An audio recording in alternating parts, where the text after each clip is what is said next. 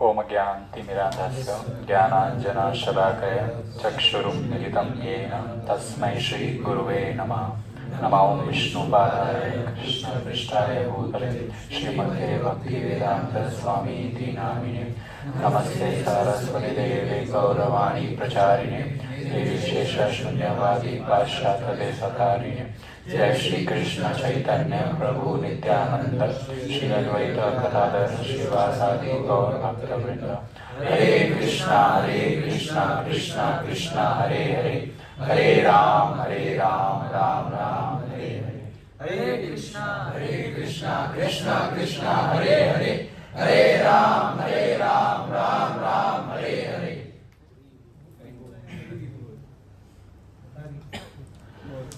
काफी टाइम से क्लास नहीं की ना, 2 टाइम 3 टाइम है। पानी रख दो, वहाँ पर रख दो, बैठ जाओ।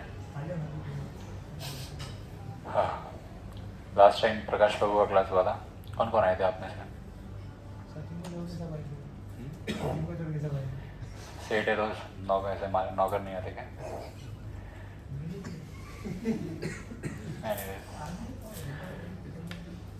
बहुत से युवा MBS के लोग पूछ रहे थे कि टेंपल में डोनेशन कैसे देते, तो उसके लिए लास्ट वीक स्पेशल क्लास रखा था। डोनेशन कैसे देते दिया, उसके बाद किसी पूछ ही रहे थे। उसका आंसर लोग ये पता है कि जीपीटी करनी पड़ी तो नीचे देख रहे आए थे? अच्छा, क्या बात है, वेरी गुड। दिलीप, यहाँ पर आ जाओ।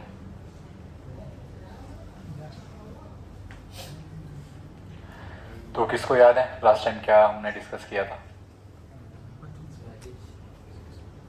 किसी को याद नहीं है? कोई बात नहीं। हमने वरादेव की स्टोरी डिस्कस की थी। किस प्रकार ब्रह्मा जी के नाक से वरादेव निकले थे और उन्होंने गर्भोदक सागर में से पृथ्वी को निकाला था। ठीक है, तो भगवान कृष्ण के कई अवतार होते हैं, तो उसमें से और एक ही अवतार अलग अलग तरीके से भी भगवान लेते हैं। तो वराह अवतार जो है वो भगवान ने 2 बार लिया अलग अलग तरीके से। ठीक है, तो स्टोरी कैसे शुरू होती है? कश्यप ऋषि नाम के एक ऋषि थे। उनकी 13 पत्नियां थी, 13, और 13 जो है वो सगी बहनें थी। उसमें से 2 प्रोमिनेंट वाइफ्स, 2 प्रमुख पत्नियां थी, दीति और अदिति। दीति से जो संतान उत्पन्न हुई वो दानव कहलाए। जो दानव लोग, जो पाताल लोग या फिर जो भी ऐसे लोग दानव राक्षस रहते हैं जिन्होंने बहुत पाप किया है, देवताओं पे हमला किए हैं, जिनके गुरु है शुक्राचार्य, तो वो दानव की माता है दीति और पिता है कश्यप। और जो अदिति से पैदा हुई संतान है उनको आदित्य कहते हैं। अदिति के आदित्य यानी देवता, इंद्र और ऐसे कहीं अनेक देवतागण जो है हमारे प्रोमिनेंट देवता है, उनकी माता है अदिति। इस प्रकार देवता और दानव की उत्पत्ति हुई संसार में ब्रह्मा जी के बच्चों के वंश के थ्रू। ठीक है, तो 13 वाइफ्स में सभी पत्नियों के बच्चे थे, देवता उत्पन्न हो गए। किसी वाइफ से कुछ रुद्र उत्पन्न हुए, किसी वाइफ से कुछ और कैटेगरी के देवता, किसी से मानव, ऐसा करके अलग अलग एंटिटीज इस भौतिक संसार में आई। और जो दीति थी उसके कोई बेटे नहीं थे, यानी दीति से दानव। तो दीति नाम की जो वाइफ थी उसके कोई बेटे, यानी दानव अभी तक नहीं आते संसार में। देव आ गया, आदित्य, सब सही चल रहा था, दानव अभी तक उत्पन्न नहीं हुए थे। तो जो दीति थी वो शाम के समय, इवनिंग के समय कश्यप ऋषि के पास गई और अपनी इच्छा रखती है कि हम 13 बहनें हैं और 13 बहनों में से 12 बहनों के बच्चे हैं, सिर्फ एक मुझे ही बच्चे नहीं हैं, और हम सब आपकी इक्वल सेवा करते हैं, मठ को चलाते हैं, सब सेवाएं जो होती हैं हम सब बराबर करते हैं, तो ऐसा क्यों कि बाकी सबके बच्चे हैं और मेरे बच्चे नहीं हैं। उसने ऐसा रिक्वेस्ट कर। तो कश्यप ऋषि जो है उस समय अपना ध्यान, तपस्या, संध्या इत्यादि जो है उसमें थे, और कश्यप ऋषि ने कहा आपकी इच्छा भी पूर्ण करेंगे और हम संतान को उत्पन्न करेंगे, आप थोड़ा सा धैर्य बनाए रखो, सही मुहूर्त का टाइम वेट कर रहा हूं मैं। जो दीदी है वो नहीं, मुझे तो अब भी बच्चे चाहिए, on the spot, I need childrens, I need sons right now. तो कश्यप ऋषि ने बोला ये समय नहीं है संभोग करने का, बच्चे कंसीव करने का एक मुहूर्त होता है, समय होता है। जिस प्रकार श्रीमद् भागवतम के अनुसार अंत काल में आप जब डेड बेड पर होते हो, मौत के समय आप जिसका स्मरण करते हो वैसा शरीर अगले जन्म में आपको प्राप्त होता है, आपके जो कर्म है वो भोगने के बाद। उसी प्रकार भौतिक संसार में किस प्रकार जन्म आने वाला है वो भी आपके कॉन्शियस के ऊपर डिपेंड करता है। मरने के टाइम हमारे ऊपर डिपेंड करता है कि हम क्या सोच रहे हैं, पर इस संसार में आने के टाइम माता पिता के ऊपर डिपेंड करता है कि वो क्या सोच रहे हैं और क्या समय है। उस हिसाब से आत्मा जो है उनका पुत्र के रूप में आती है। तो कश्यप ऋषि ने कहा कि इवनिंग का समय है, और इवनिंग का समय जो है वो राक्षसों का, भूत प्रेतों का समय होता है, जो आत्माएं भटकती हैं, शरीर नहीं है जिनके पास, वो इस समय हमेशा देखती है कौन गर्भदान करेगा, उनके गर्भ में हम प्रवेश करेंगे, भूत प्रेत हमको शरीर मिलेगा। और जो भूत प्रेत की योनि के लोग जब पैदा होते हैं इंसान के रूप में, तो वो अच्छे स्वभाव के नहीं होते, बड़े बुरे स्वभाव के होते हैं। दीति ने कहा कि नहीं, मुझे तो अब भी चाहिए, नो बहाने, अब भी बच्चे चाहिए, मतलब चाहिए। कश्यप ऋषि को फोर्स करने लगे और अंडर द फोर्स उन्होंने बच्चा कंसीव कर लिया, दीति ने और कश्यप ऋषि ने। अब ये सब होने के, बच्चा कंसीव तो हो गया उनको, वो प्रेग्नेंट हो गई। तब कश्यप ऋषि ने कहा कि आपने गलत टाइम पर मुझे फोर्स किया, और गलत टाइम पर, क्योंकि हमने बच्चा कंसीव किया है इसलिए आपको 2 लड़के पैदा होंगे और वो बहुत भयंकर राक्षस बनेंगे, भौतिक संसार में भगवान के विरुद्ध कार्य करेंगे, धर्म पे नहीं चलेंगे, ब्राह्मणों की और अच्छे लोगों की हत्या करेंगे, और अपनी जो है डोमिनेंसी फैलाएंगे हर जगह, खुद की पूजा शुरू करवाएंगे वो लोगों से, भगवान से नफरत करेंगे। जो गलत समय पर बच्चे कंसीव किए जाते हैं, गलत भावनाओं से जो बच्चे कंसीव किए जाते हैं, वो इस प्रकार की प्रवृत्ति के होते हैं। बच्चों की गलती नहीं, माँ बाप की गलती है इंशाल्लाह, जो भक्ति नहीं कर पा रहे। तो पर फिर ऐसे लोगों को भी मौका मिलता है भक्ति करने का, और तब भी अगर वो चांस ना ले तो जरूर उनकी गलती है। अब दीदी बड़ी पछता रही है कि ऐसे बच्चे जो पूरे पृथ्वी को तहस नहस कर देंगे, भगवान के खिलाफ जाएंगे, बोले ऐसे बच्चे तो मेरे को नहीं चाहिए।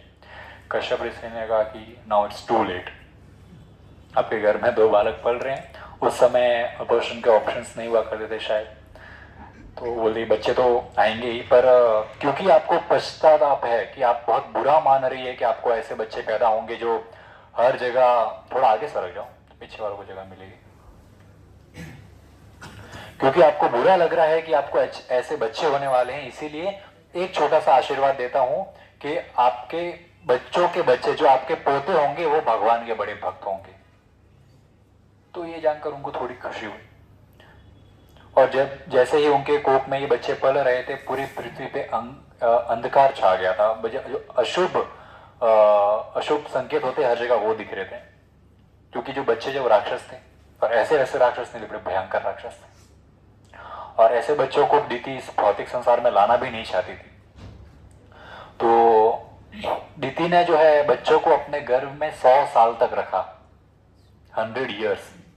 हम 9 months इंसान रखते हैं, और दीति, उनके पास उस समय से पावर्स थे, वो खुद लाखों साल जीते थे, और अपने मर्जी से बच्चे कभी भी डिलीवरी कर सकते थे। तो उन्होंने 100 साल तक घर में बच्चों को रखा। बोले गलत, वैसे आके भी कौन सा कल्याण करने वाले किसी का, करने तो बुरा ही वाला, जितना डिले हो उतना अच्छा है बोले। पर क्योंकि 100 साल तक ऐसे बच्चे घर में रहे थे, तो जो यूनिवर्स है उसमें 100 साल तक अंधकार रहा और अशुभ संकेत रहे, और इस बात से सबसे पहले कौन डरता है? देवी देवता। ऐसा क्या है इसकी कोख में, तो 100 साल तक संभाल के रखा है, हमारी गद्दी न छीन जाए। देवी देवता बड़े डर गए। देवी देवता जो है वो ब्रह्मा जी के पास गए और ब्रह्मा जी से रिक्वेस्ट किया कि बताइए सब क्या चल रहा है, इतना अंधकार और अपशगुन क्यों है हर जगह। तब ब्रह्मा जी बताते हैं कि क्योंकि दीति के गर्भ में 2 राक्षस पल रहे हैं, उस कारण से ये हो रहा है। ब्रह्मा जी को देवतागण कहते हैं कि आप जाइए और इन राक्षसों का वध करिए। ब्रह्मा जी कहे नॉट इन माई हैंड्स, इनका तो वध केवल विष्णु कर सकते हैं, इतने डेंजर राक्षस है ये कि कोई देवी देवता इनको हरा नहीं सकता। पर विष्णु भगवान जरूर आएंगे और इनको हराएंगे, क्योंकि भगवान का दिलासा उनको दिया। तो स्पेसिफाई हो गए देवता, बोले कि ठीक है अब हम थोड़ा वेट करेंगे भगवान का आने का। और 100 साल तक बच्चों को गर्भ में रखने बाद फाइनली दीति ने उनको जो है जन्म दिया। और जैसे ही उन 2 बच्चों का जन्म हुआ, आंधी तूफान उड़ने लगा हर जगह, और क्योंकि इतनी आंधी तूफान आ रही थी कि जो बड़े बड़े वृक्ष थे वो अपने जड़ों से उखड़ कर उड़ रहे थे। हर जगह बहुत ही ब्लैक क्लाउड छाए हुए थे। एक क्लाउड्स में भी एक वैरायटी होती है। कुछ एक क्लाउड होते हैं जो बारिश के पहले आते हैं, बड़े सुहाने से लगते हैं, और एक होते हैं जो तूफान के टाइम आते हैं, वो बड़े डेंजर लगते हैं, गरजते हैं वो। और ऐसे ब्लैक क्लाउड्स ने पूरे आसमान को जो है ढक कर रख दिया था। जो पानी में जो लहरें हैं वो उठ उठ कर आ रही थी क्यों, और उस कारण से जो एक्वेटिक एनिमल्स है वो बड़े डरे हुए थे। और कुछ ऐसे बर्ड्स होते हैं वो भी रो रहे थे, कुत्ते रो रहे थे। जब इन दोनों का जन्म हुआ कुत्ते रो रहे थे, शास्त्र में लिखा है श्रीमद् भागवतम में, कुत्ते रो रहे थे, गधे रो रहे थे, बड़े अजीब अजीब आवाज निकालकर। आउल्स, जैकल्स और इस प्रकार के जो अशुभ पक्षी माने जाते हैं वे चिल्ला रहे थे। सब पंछियों ने अपने घोंसले छोड़कर इधर उधर, जब बर्ड्स टेंशन में आती तो बहुत चिल्लाती, वैसे सब बर्ड चिल्ला रही थी। बहुत ही गंदा अशुभ पूरा संकेत हुआ था। और इस प्रकार जो है वो दो बच्चे पैदा हुए। और वो दो बच्चे कौन थे? हिरण्यकशिपु और हिरण्यकश्यप, ये दो राक्षस।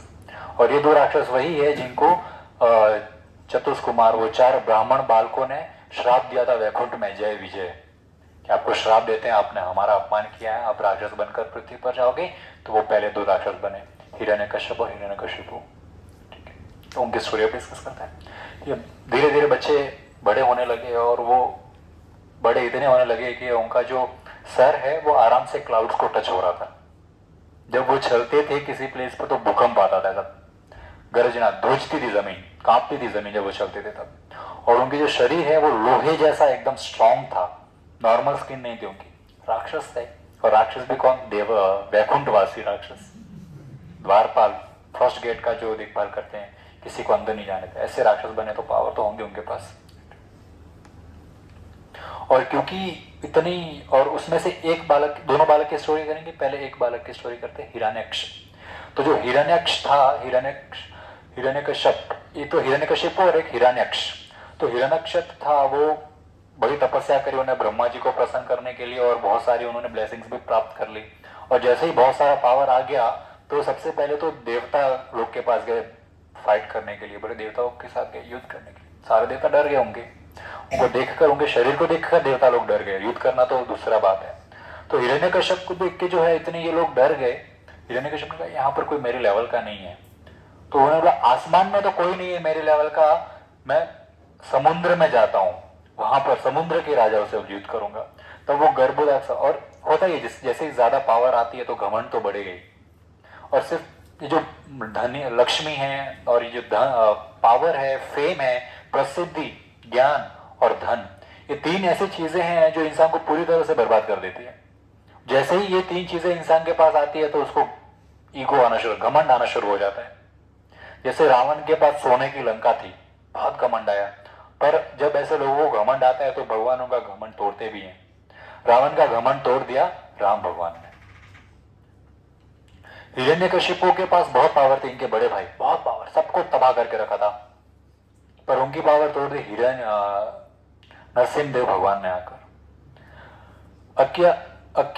अकियल वन करके एक रॉयल प्रिस्ट हुआ करते थे, पांड्या डायनेस्टी, श्री संप्रदाय, साउथ इंडिया में 10th सेंचुरी की बात है। अकियल one royal priest of Pandya dynasty, बहुत ज्ञान, इतने ज्ञानी के भारत के, क्या उस समय तो पूरा भारत ही था, सबको उन्होंने, सब जो ज्ञानी व्यक्ति सबको परास्त करके रखा था। कंपलसरी उसके साथ युद्ध करो, मतलब डिबेट करो, और ज्ञान में जो हार गया या तो वो सुसाइड कर ले या फिर जीवन भर जितना कमा रहा है वो हाफ उसको देते रहे, पंडित को, रॉयल प्रीस्ट को। ये उसका घमंड था, ज्ञान का घमंड। और उस घमंड को किसने तोड़ा? यमुनाचार्य, 10-11 साल के लड़के, 10-11 साल के बालक यमुनाचार्य, 3 सेंटेंस में इतने ज्ञानवान पंडित को हरा दिया। घमंड टूटता है, भगवान या भगवान के भक्त आकर ऐसे लोगों का घमंड तोड़ते हैं।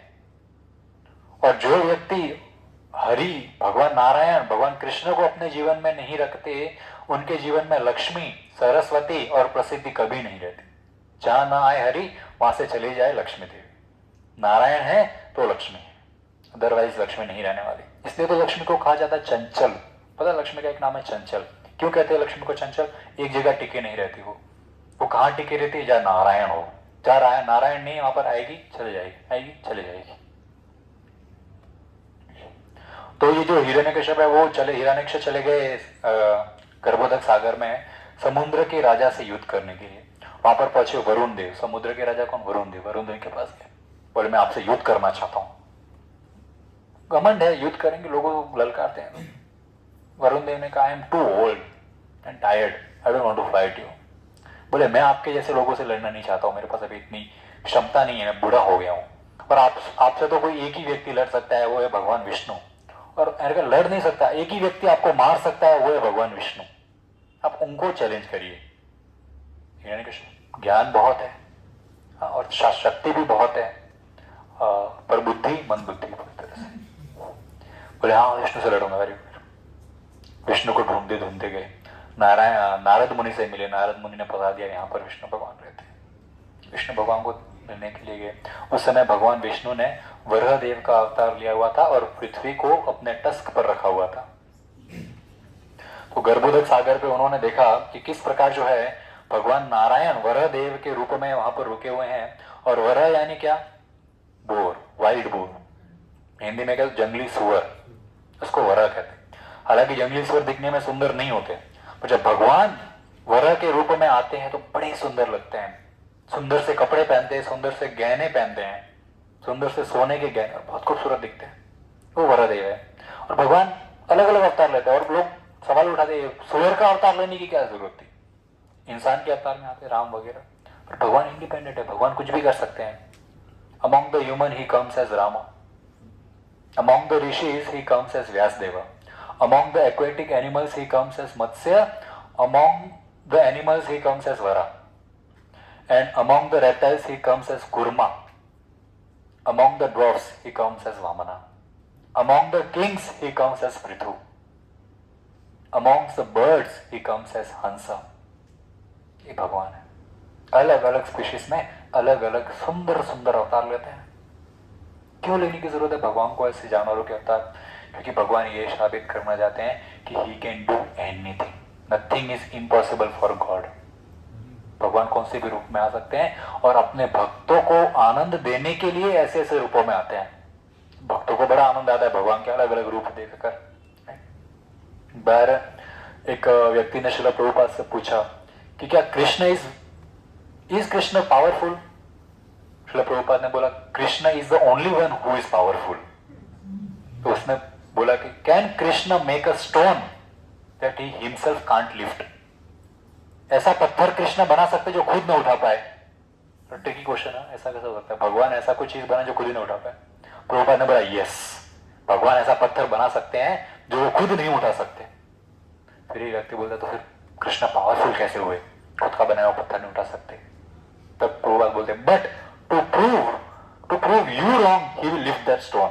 जो खुद उठा नहीं सकते ऐसे पत्थर को भी उठाएंगे आपको रॉन्ग प्रूव करने के लिए और अपनी शक्ति दिखाने के लिए।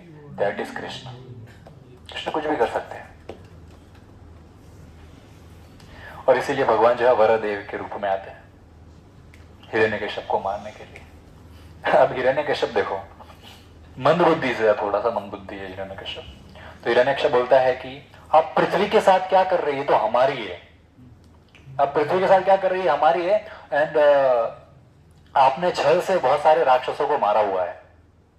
बोलेंगे ये तो पहले राक्षस पैदा हुए, किसको मारा? अलग अलग युगों में भगवान ने अलग अलग राक्षसों को मारे, ज्ञान है इसको। अलग अलग युगों में तो भगवान ने मारा राक्षसों को। बोले आपने छल से बहुत सारे राक्षसों को मारा है, पर अब मैं आपको मारूंगा। अब हिरण्यकश्यप ज्ञान देखो, उसकी बुद्धि देखो कैसे चलती है। वो बोलती है मैं आपको मारूंगा तो देवी देवता और ऋषि अपने आप मर जाएंगे, because you are the root. और बाकी ब्रह्मांड जो है बड़ा सा वृक्ष है, आप उस वृक्ष के जड़ हो। आपको खत्म करूंगा, पूरा वृक्ष खत्म हो जाएगा, वही मेरी इच्छा है। अब उसको ये नहीं मालूम वो खुद भी उस वृक्ष पे ही रहता है। भगवान को खत्म करे खुद भी खत्म हो जाएगा, क्योंकि सिर्फ देवता और ऋषि नहीं, दानव भी चले जाएंगे। इतना दिमाग नहीं चलता है ना। तो वरादेव बोलते अरे मैं तो जंगली जानवर हूं। वरादेव बोलते मैं तो जंगली जानवर हूं और तेरे जैसे कुत्तों का ही इंतजार में रहता हूं हमेशा। बातें करना बंद करो, आओ युद्ध करो। श्रीमद् भागवतम बड़े सुंदर श्लोक लिखे व्यासदेव जी। वरादेव भगवान बोलते हैं मैं जंगली जानवर हूं, तेरे जैसे कुत्तों का ही इंतजार कर रहा हूं, बातें बंद कर और युद्ध कर। और भगवान ने पृथ्वी देवी को सरफेस पे रख दिया समुद्र के, और दोनों ने बहुत बहुत युद्ध किया। सभी देवी देवता गण देखने के लिए आए, सुंदर युद्ध। भगवान चाहे ऐसे करे और वो तुरंत मर जाए, भगवान को युद्ध करने का शौक, भगवान कुछ भी कर सकते हैं। और बड़ा युद्ध हुआ, उस वराहदेव ने भगवान के ऊपर गधे फेंके। गधे मतलब वो एस नहीं, मेस, हनुमान के पास जो गधा होता है ना वो गधा फेंके। भगवान एक ऐसे लात मारते थे, गधा गिर जाता था। भाले फेंके, भगवान को टच नहीं हुआ। और एक बार तो इस प्रकार का युद्ध चल रहा था भगवान के प्रति और उस राक्षस के प्रति कि भगवान के हाथ से भगवान का जो गधा था वो गिर गया। अब जो भगवान के हाथ से जो भगवान का गधा गिर गया तो सब देवी का शौक है, भगवान का हाथ के गधा गिर गया, फिर भगवान को मारेगा। फिल्मों में ऐसा होता था, फिल्मों में ऐसा दिखा था। पहले हीरो पिटाई, खुद की पिटाई होती है हीरो की, तो सब ऑडियंस देखती है हीरो को मार रहे हैं, क्या हुआ क्या हुआ। फिर हीरो उठता है, टाना ना ना ना ना, फिर सब राक्षसों को मार देते हैं, सब लोग खुश होते हैं, एंटरटेनमेंट। तो everything you see in movies, सब सारी जो इमेजिनेशन है इंसानों की, डायरेक्टर्स की, वो सब पुराणों से आ रही है। पुराण, वेद, शास्त्र हमारे, जो इस भौतिक संसार में ऐसा कुछ भी नहीं है जो पुराणों में एग्जिस्ट नहीं करता या फिर एक संसार में एग्जिस्ट नहीं करता। हमारे जो इंद्रियां हैं और हमारी जो सोच है वो लिमिटेड है, अनलिमिटेड हम नहीं सोच सकते। और इतनी सी बुद्धि में हम जितना सोचेंगे वो अलग नहीं है, वो ऑलरेडी इस भौतिक संसार में एग्जिस्ट करता है। फॉर एग्जाम्पल, लोग जलपरी के बारे में सोचते हैं, रामायण में वर्णन है, जलपरी एग्जिस्ट करती थी लंका में, रावण के महलों के आजू बाजू घूमती थी समुद्र में। हम मूवीज में देखते हैं ऐसा घोड़ा है जिसका ऊपर का शरीर इंसान का है, ऐसा पंख इंसान देखते हैं जिसके पंख है, ऐसा इंसान देखते हैं जिसके पैर बकरी के हैं। बहुत सारी मूवीज आई है ऐसे। तो ये सब लोग सोचते हैं, फिर मूवी के पहले आता है ना, all the characters are imaginary. Imaginary नहीं, ऑलरेडी एग्जिस्ट करते थे, इसीलिए आपके इमेजिन में आए वो। जो चीज एग्जिस्ट नहीं करता है आपके इमेजिन दिमाग में घुसेगा भी नहीं। Nothing is out of box, सब ऑलरेडी बॉक्स के अंदर ही है, इस भौतिक संसार के अंदर ही है। सबसे बड़ा एग्जाम्पल है मल्टीवर्स का, जो मैं बहुत बार देखता हूँ। लोग बोलते हैं क्या दिमाग है मार्वल्स के, डायरेक्टर कौन है जो लिखता है, क्या दिमाग है, बोले मल्टीवर्स बनाया, वाह। अरे हम तो रोज उसके ऊपर कथा करते हैं, मल्टीवर्स के ऊपर कैसे कथा करते हैं। रामायण में काकभूषणी जो है, काकभूषणी के बारे में डिस्कस करते हैं थोड़ा। रामायण में काकभूषणी है जिसने रामायण युद्ध जो हुआ था उसको 11 बार देखी, महाभारत युद्ध 16 बार देखा, अलग अलग यूनिवर्स के और अलग अलग रिजल्ट के साथ। मल्टीवर्स यार, हर जगह स्पाइडरमैन अच्छा थोड़ी होता है, क्योंकि बुरा भी होता है। आपने देखा नहीं शायद मल्टीवर्स, देखा है हम टीवी पर बनते ना 16 बार देखा। कार्टून में वो बुरा है ना, एक स्पाइडरमैन। अच्छा, कोई बात नहीं। तो अलग अलग यूनिवर्स में अलग अलग, मल्टीवर्स में अलग अलग रिजल्ट है। काकभूषणी ने देखा, एक बार काकभूषणी अयोध्या में बैठा था और भगवान राम का बाल रूप का आनंद ले रहा था और बाल रूप को देख रहा था, और उसने फिर उसके मन में ख्याल आया क्या ये भगवान है। जैसे उसके मन में ख्याल आया, बाल रूप के प्रभु श्री राम ने हाथ उसकी तरफ किया और हाथ खींचता गया। लोगों को लगता है सिर्फ लूफी हाथ एक्सटेंड कर सकता है, बट दैट्स नॉट ट्रू। वो इमेजिनरी लगता है ना, बट इट्स ट्रू। भगवान ने अपना हाथ ऐसा फैलाया, काकभूषणी डर के मारे उड़ने लगा, हाथ पीछे, उसको काकभूषणी जैसे उसको लग रहा है मैं भगवान से दूर आ गया, और पीछे देखता तो हाथ अभी भी आ रहा है। वो उड़ते उड़ते सत्यालोक ब्रह्मा जी के पास चला गया, और अभी भी पृथ्वी से अयोध्या में प्रभु श्री राम बाल रूप में बैठे, पर हाथ उसका पीछे जा रहा है, उसके पीछे। काकभूषणी को पकड़ लिया और लेके आए और हंसने लगे। तब काकभूषणी ने भगवान राम के मुख में, बाल रूप में जो प्रभु श्री राम है उनके मुख में ब्रह्मांड, पूरा कॉस्मोस देखा, अलग अलग यूनिवर्स देखे, अलग अलग यूनिवर्स में अयोध्या, और उसमें खुद को बैठा हुआ देखा उसने। और उधर उस मुंह के अंदर उसने ये भी देखा कि किस प्रकार अभी प्रभु श्री राम मेरे को पकड़ के बैठे हुए हैं। करंट मोमेंट भी उसने अलग ब्रह्म यूनिवर्स में देखा। मल्टीवर्स, ये रामायण में भगवान काकभूषणी के बारे में। बहुत बड़े भगवान के भक्त रहे काकभूषणी। काकभूषणी एक क्षुद्र जाति में पहले पैदा हुए थे और प्रभु शिव जी के बड़े भक्त थे, परंतु उन्होंने उनके गुरु थे जो उनको गुरुओं को शिक्षा देते थे, वो शिक्षा अच्छे से ज्ञान उन्होंने एक्सेप्ट नहीं किया। इसी कारण शिव जी बड़े क्रोधित हो गए। उनके गुरु ने उनको भगवान विष्णु के बारे में ज्ञान देना चाहा, उसने एक्सेप्ट नहीं किया। शिव जी बहुत क्रोधित हुए और उसको एक सांप बनने का श्राप दे दिया। वो सांप बन गया और उसको 100 साल तक सांप की योनि में जीना पड़ा। पर गुरु कितने कृपालु और गुरु की कितनी महिमा है। शिष्य ने नहीं माना गुरु की बात, फिर भी गुरु ने शिव जी को प्रार्थना किया, मेरे शिष्य को सांप होने का श्राप मत दो, इसको आशीर्वाद दो। श्राप तो दे दिया, सांप तो वो बनेगा 100 साल के लिए, पर शिव जी ने फिर आशीर्वाद दिया, जैसे ही 100 साल इसके पूरे होंगे ये ऋषि बनेगा, भगवान का भक्त बनेगा, राम का भक्त बनेगा ये। फिर वो राम का भक्त बना, उसके नए गुरु बने, वहां पे उसने सेम हरकत देखी। कुछ तो ऐसा इंस्ट्रक्शन गुरु का फॉलो नहीं किया, इसी कारण ने उस गुरु ने श्राप दिया कि तू कौवा बन जा। फिर वो कौवा बना। फिर उसको ये भी वरदान मिला कि वो सब यूनिवर्स में घूम के अलग अलग रिजल्ट भी देख सकता है। That is corporation. तो हम ये पॉइंट पे क्यों आए? भरदेव के हाथ से गदा गिर गया, सब शॉक हो गए, अरे गदा गिर गया हाथ से। पर वो नहीं जानते भगवान ने जानबूझकर हाथ से गदा गिराया ताकि उसको हाथ से मार सके। जैसे ही दूसरा अटैक करने के लिए वो हिरण्यक्ष सामने आया, जोर से थप्पड़ लगाया भगवान ने, उसकी आंखें निकल गई। वो कब से मार रहा है, भगवान को कुछ फर्क नहीं पड़ा, भगवान से भी थप्पड़ लगाया, उसकी आंखें निकल गई। फिर भगवान ने सुदर्शन चक्र फेंका, खत्म, हिरण्यक्ष का खेल वहीं खत्म हो गया। और हिरण्यक्ष जब भगवान से युद्ध कर रहा था, तो क्योंकि उसका कोई भी जो तरीका है वो भगवान को हरा नहीं पा रहा था, कुछ भी रिजल्ट नहीं आ रहा था, इसलिए वो बड़ा फ्रस्ट्रेटेड हो गया। वो राक्षस भगवान को नहीं हरा पा रहा था, इसलिए फ्रस्ट्रेट हो गया। और हमारी भी यही हालत है ना राक्षस के जैसी, कि हम भौतिक संसार में ऐसे कार्य करते हैं जो धर्म के विरुद्ध है, जो भगवान के इंस्ट्रक्शन है उसके विरुद्ध है। क्योंकि हम भगवान के विरुद्ध जाकर भौतिक संसार में कार्य करते हैं, और जब उसमें सफलता प्राप्त नहीं होती है तो हम फ्रस्ट्रेट हो जाते हैं। मन मना भावा मद भक्तो मद याजी माम नमस्कुरु। क्योंकि जो मन को गलत जगह लगा रहे हैं, भगवत गीता में कृष्ण कहते हैं मन को मेरे चरणों में लगाओ, जो भी कार्य कर रहे हो मुझे समर्पण करके करो, तब जाके आपको खुशी मिलेगी। अदरवाइज सिर्फ और सिर्फ इस भौतिक संसार में दुख ही मिलेगा, खुशी नहीं मिलेगी। क्योंकि हम खुशी की जो है गलत जगह पे खोज कर रहे हैं। एक बार एक पुलिस वाला रात को पेट्रोलिंग पे जा रहा था, तो वहां पे एक स्ट्रीट लैंप, सब जगह अंधेरा था, जहाँ पे स्ट्रीट लैंप थी ना उसके नीचे खाली रोशनी थी। वहां पे देखा एक आदमी को ढूंढ रहा रोड के ऊपर, पर वो जहां रोशनी है वहीं ढूंढ रहा है। पुलिस वाले ने बोला क्या ढूंढ रहे हो? बोले मेरे हाथ से रिंग गिर गई, इसे ढूंढ रहा हूँ। इतना सा रोशनी, यहाँ तो रिंग नहीं दिख रही। बोले कहाँ गिरी थी? बोले बाजू वाली गली में। बोले यहाँ क्यों ढूंढ रहा है? फिर वहां पर स्ट्रीट लैंप नहीं है ना, इसलिए यहाँ पर मुझे दिखाई देगा, वहां दिखाई नहीं देगा। Searching for the happiness at wrong place. हमारी भी यही हालत है ना, क्योंकि बोले अंधेरे में दिखाई नहीं दे रहा है, इसलिए जहां पर रोशनी है, जहां पर चहक दहक है, जहां पर दिख रहा है लोग खुश, वहां पर हम जाते खुशी ढूंढने के लिए। पर ये नहीं मालूम कि वहां पर वो भी दुखी है और आप भी उनके दुख में शामिल होने जा रहे हो। सही जगह पे सही चीज को ढूंढो। खुशी ढूंढनी चाहते हो, भगवान के चरणों में ही खुशी मिलेगी। भगवान is that digit, number 1 digit which adds values to the zero. Otherwise zero is zero, no values. जब तक भगवान नहीं ऐड होंगे उस जीरो में, तब तक उस जीरो की वैल्यू नहीं बढ़ सकती। और इस प्रकार भगवान ने जो है वरुदेव का वध कर दिया।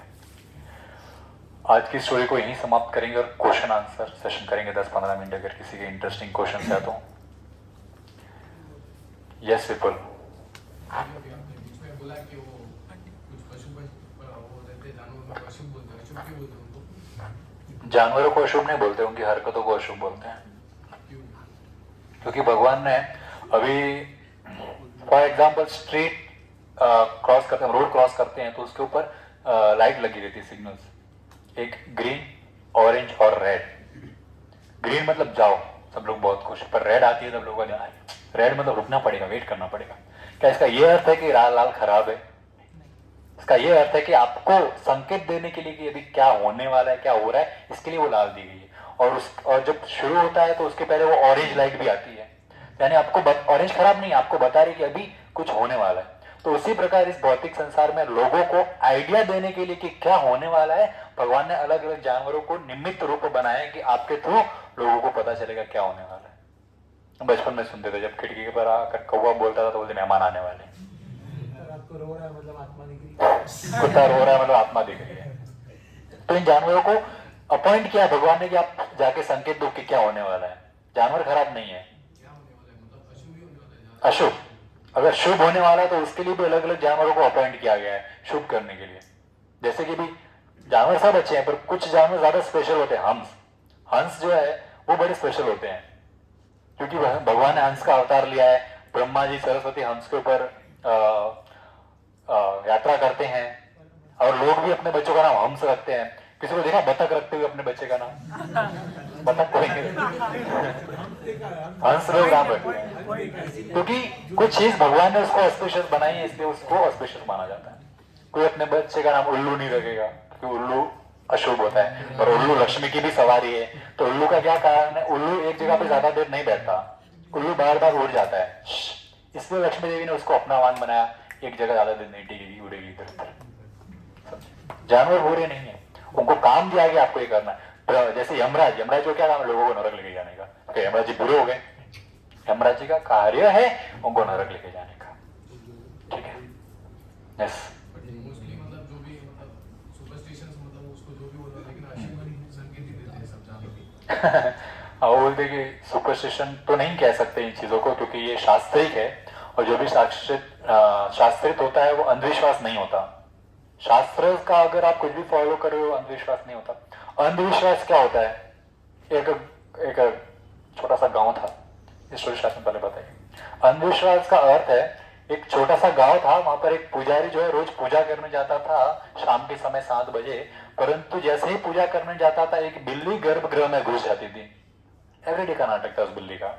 पुजारी क्रोधित हो गया, मार तो नहीं सकते, तो क्या किया उसने, पूजा करने के पहले उस बिल्ली को पेड़ से बांध देते थे, फिर पूजा करने जाते थे, पूजा होने के बाद उस बिल्ली को खोल देते थे, रोज करने लगे ऐसे। अभी जो भक्त श्रद्धालु वहां पर दर्शन करने आते थे, उन्होंने देखा कि अरे पंडित पूजा के पहले बिल्ली को बांधते हैं, मतलब पूजा करने के टाइम बिल्ली को बांधना जरूरी है तो शुभ होगा, तो उसने अपने घर पे जाकर ये करना शुरू किया। बिल्ली नहीं आती थी तो भी उसको पकड़ के बांधते थे। उसके बाद उसके पड़ोसियों को मालूम पड़ा, पूरे गांव को मालूम पड़ा, पूरे शहर को और पूरे देश को। बिल्लियों की किडनैपिंग चालू। तो इसको अंधविश्वास कहते हैं। जो प्रथा आप हमारे समाज में हमेशा से चलती आ रही है, तो उसको सवाल पूछो कारण क्या है, क्या ऐसे ही किसी ने कुछ कारणवश नहीं किया था शुरू, उसको अगर किस कारण से किया होगा शुरू, तो उसको फॉलो करने की जरूरत नहीं है, क्योंकि दैट इज नॉट शास्त्रिक। सबसे पहले तो उसको शास्त्र में देखो, शास्त्र में उसका वर्णन है कि नहीं, आपको जो प्रथा फॉलो करने आ रहे हो, कि जैसे बलि चढ़ाने की कोई प्रथा है, तो क्या वो शास्त्रिक है कि नहीं। तो लोग बोलेंगे शास्त्रों में तो दिया है बलि चढ़ाने का, शास्त्रों में तो अलाउड है, बलि चढ़ा सकते हैं, पर उसमें यह भी वर्णन है कि कब चढ़ा सकते हैं। कलयुग के लिए अलाउड नहीं है बलि चढ़ाना, क्योंकि कलयुग में बलि चढ़ाना वर्जित है, इसीलिए भगवान खुद बुद्ध रूप में आकर सब जो है बलि वाले जो पुराण है उनको बंद कर दिया और बुद्धिज्म हर जगह फैला, शांति। पर फिर इतनी शांति फैली कि कोई वेद पुराण नहीं पढ़ रहे। तब भगवान ने शंकर जी को आदेश दिया, शिव जी को, कि आप अवतार लीजिए शंकराचार्य रूप में। जो शंकराचार्य को आप लोग सब लोग जानते हो, शंकराचार्य जी शिव जी के रूप में आए और उनको कहा कि आप मायावाद फैलाइए। मायावाद क्या होता है, मायावाद अर्थात भगवान को नहीं मानना और ये सोचना कि हम सब भगवान हैं और हम ये भगवान बन जाएंगे थोड़े time, this is Mayavad. To not believe in god and considering one self a god, ये मायावाद होता है। तो ये भगवान ने शिव जी को क्यों कहा आप ऐसा फैलाइए, क्योंकि जब गलत होता है तो उसको सही किया जाता है। जब इन्होंने गलत ज्ञान फैलाना शुरू किया, तब भगवान ने वैष्णवों को प्रेरित किया, और भगवान के खुद पार्षद भी वैष्णवों के आचार्यों के रूप में आकर सही ज्ञान देने लगे, और जो ये मायावाद है उसको भी ऑलमोस्ट बंद कर दिया। परंतु शंकराचार्य ने सिर्फ मायावाद नहीं फैलाया, शंकराचार्य ने ऑल ओवर इंडिया से बुद्धिज्म को हटाया और हर जगह जो है मायावाद का भी ज्ञान दिया और कहीं पर भगवान कृष्ण का भी ज्ञान दिया। उनके 2 डिसाइपल्स बन गए, जो भगवान कृष्ण को परम पुरुषोत्तम भगवान मानते थे और जो मायावाद को फॉलो करते थे। अंत काल में जब शंकराचार्य अपने आखिरी टाइम में थे, तब उनके शिष्यों ने पूछा कि गुरुदेव हम किस फिलोसॉफी को माने, ये कि गोविंद सबसे ऊपर है या फिर मायावाद सबसे ऊपर है। तब अंत काल में उन्होंने कहा कि भज गोविंदम करके बहुत सुंदर एक भजन है, भज गोविंदम का गोपाल अष्टकम भी इसको कहते हैं। बोले ये गोविंद का ही भजन करो और गोविंद ही परम पुरुषोत्तम भगवान है, यही मेरा संदेश है। जो लोग गुरु निष्ठावान थे, गुरु में विश्वास करते थे, उन्होंने इस बात को एक्सेप्ट किया और हमेशा कृष्ण की पूजा करते रहे और वैष्णव बन गए। पर जो कुछ घमंडी थे, जो अपने बिलीफ चेंज नहीं करना चाहते थे, अपने गुरु की बात नहीं मानना चाहते थे, उन्होंने जो मायावादी रखा हमेशा फॉलो करना। ठीक है, तो आप इन शॉर्ट जो आपने पूछा कि सुपरस्टिशन के बारे में, तो आपका मेन क्वेश्चन क्या था, अशुभ क्यों होते। अशुभ, अभी अगर भगवान ने संसार में अच्छाई बनाई है तो बुराई भी बनाएंगे, परंतु बुराई बनाई है तो उससे बचने के लिए भगवान संकेत देते, जैसे मैंने लाइट का सिग्नल दिया, तो बस कुछ जानवरों को अपॉइंट किया गया कि यू गिव दिस। बिल्ली का रास्ता काटना तो वो पूछ रहे बिल्ली रास्ता काटती है तो अशुभ है कि नहीं है। मैंने शास्त्र में इसके बारे में कभी नहीं पढ़ा कि बिल्ली रास्ता काटती तो अशुभ है। इनफैक्ट मेरे को बहुत सारे लोगों ने यही सुना है कि जब बिल्ली रास्ता काटती है तो ये समझना चाहिए बिल्ली को भूख लगी है, वो खाना खाने जा रही है, आपसे उसका कुछ लेना देना नहीं है, गो ऑन, आपका काम करते जाओ। और जो व्यक्ति भगवान कृष्ण की भक्ति करता है उसके लिए कुछ भी शुभ और अशुभ नहीं होता है। ना उसको काल देखने की जरूरत है, ना टाइम देखने की जरूरत है, ना दिशा देखने की जरूरत है। भगवान की विग्रह करके, कुछ लोग मेरे को मिले वो बोलते हैं इस तरफ भगवान का मुंह रख के नहीं बैठाएंगे, इस तरफ रख के बिठाएंगे, परंतु इस तरफ हमारे पास जगह नहीं है इसलिए भगवान को बिठाएंगे ही नहीं। लोग ऐसा नहीं बोलते हैं, अलग अलग बहाने देते हैं, राइट। तो ऐसा कुछ नहीं है, भगवान किसी दिशा के अधीन नहीं है। एक बार मीराबाई मंदिर में सो गई, पैर थे गोविंद का जो गर्भगृह होता है भगवान के, उसकी तरफ पैर रख के सोई। सुबह पंडित जी ने आके देखा तो बोले आप पैर उधर भगवान की तरफ रख के सो रहे, बोले इस तरफ रख के सोना चाहिए। मीराबाई ने बोला भगवान एक दिशा में थोड़ी है, भगवान तो हर दिशा में है। मैं तो इस पिलर में भी अपने भगवान को देखती हूँ, आसमान में भी भगवान को देखती हूँ, कहाँ रखो पैर को, हर जगह भगवान है। तो दिशा भगवान को कोई फर्क नहीं पड़ता, भगवान कोई भी दिशा में बैठ सकते हैं। आप अगर विग्रह ला रहे हो अपने घर पर तो, और कुछ भी रूल्स रेगुलेशंस भगवान कृष्ण के ऊपर ज्यादा लागू नहीं होते, सूतक भगवान के लिए लागू नहीं होता। अपवित्र हम होते हैं, भगवान अपवित्र से, कुछ भी अपवित्र सूतक से भगवान अपवित्र नहीं होते। कोई चीज संसार में नहीं है जो भगवान को अपवित्र कर सकती है।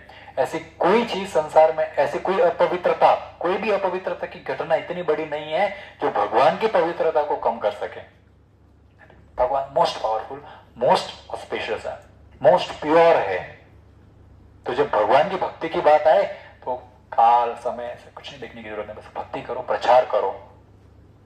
प्रभुपाद अगर टाइम देखते आज काल अच्छा नहीं, आज मैं प्रचार करूं, देखते थे भगवान भी, श्रील प्रभुपाद भी मुहूर्त देखते थे, परंतु अगर टाइम बहुत है तो अशुभ मुहूर्त में कुछ नहीं करेंगे। पर वो बुलावा है, बोले इस कंट्री में जाना है, वहां पर क्लास है, अभी का भी टिकट बुक करो, मुहूर्त वगैरह सब बाद में। भगवान की भक्ति में कोई मुहूर्त वगैरह नहीं होता है। यस, डीटी वर्शिपिंग में लोग जो जिनके घर पे गौनिता की सेवा करते हैं वो लोग ग्रहण का भी बहुत पालन करते हैं, मतलब भगवान को उस टाइम पे तुलसी नहीं चढ़ाते, प्रसाद नहीं करते, तो उसका क्या है? सुना दिया सबको उनका सवाल। ये बोले भगवान घर पे गौनीता है तो ग्रहण में क्या करना चाहिए, ऐसा कुछ उनका क्वेश्चन था। तो ग्रहण में ऐसा होता है कि सबसे बेस्ट एग्जांपल देता हूँ। ग्रहण हम सबको लगता है ग्रहण छूता है तो बोले पवित्र होकर फिर स्नान करना पड़ता है, दान करना पड़ता है। तो ग्रहण किसी माँ बाप है, उसके यदि घर पे दो छोटे बच्चे हैं और उनके उस समय ग्रहण हुआ है तो क्या वो छोटे बच्चों को पैक करके अंदर रखेंगे या फिर सुला देंगे? बोले 3 घंटा उठना नहीं, ग्रहण है तब तक खाना नहीं मांगना, पानी नहीं मांगना, पिन ड्रॉप साइलेंस। कोई बच्चों का देखभाल नहीं होगा ग्रहण में, ऐसा नहीं होता रे। बच्चों को खाना चाहिए तो खाना भी मिलेगा, पानी चाहिए तो पानी भी मिलेगा, जो चाहिए वो सब मिलेगा। यदि आपके घर पे श्री विग्रह है, वो आपके बच्चे हैं, वो आपके पुत्र, या फिर आप भाई मान रहे तो भाई, आप जो भी भगवान के साथ आपका रिश्ता है वो रिश्ता निभा रहे हैं भगवान घर आकर।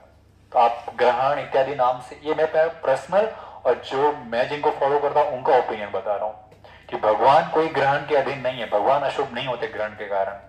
मंदिर बंद होता है ग्रहण के दिन, पता है, ये टेम्पल बंद होता है ग्रहण के दिन, पर भगवान को बंद करके नहीं रखते, भगवान का खाना पीना सब चालू रहता है। मंदिर क्यों बंद करना पड़ता है? पर लोग मायावादी लोग आके सवाल उठाएंगे, आप फॉलो नहीं करते हो ग्रहण को, आप सनातनी नहीं हो।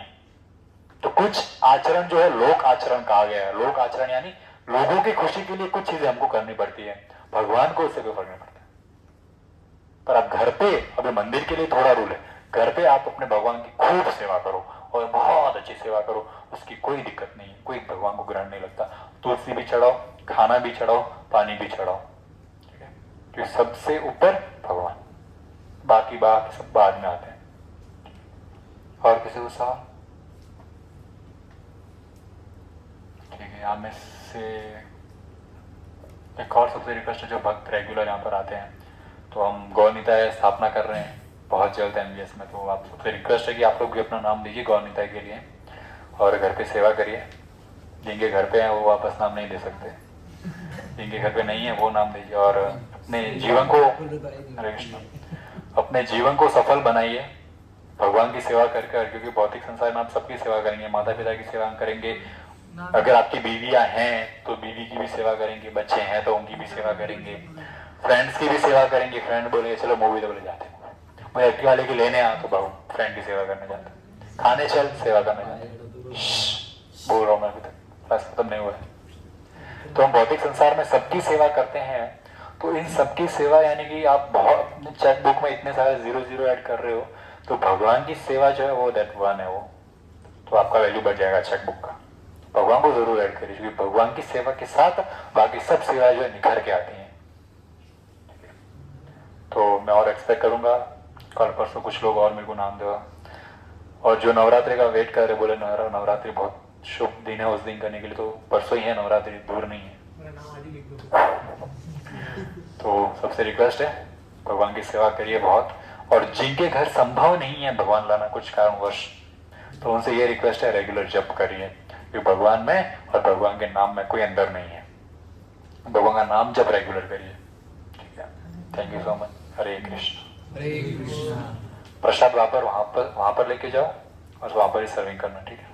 प्रभु जी एक नाम लिखा है, विक्रम गणपत जी पुरी। बाला नाम उनका ही लिखा जाएगा जो पैसे देंगे। नहीं, वो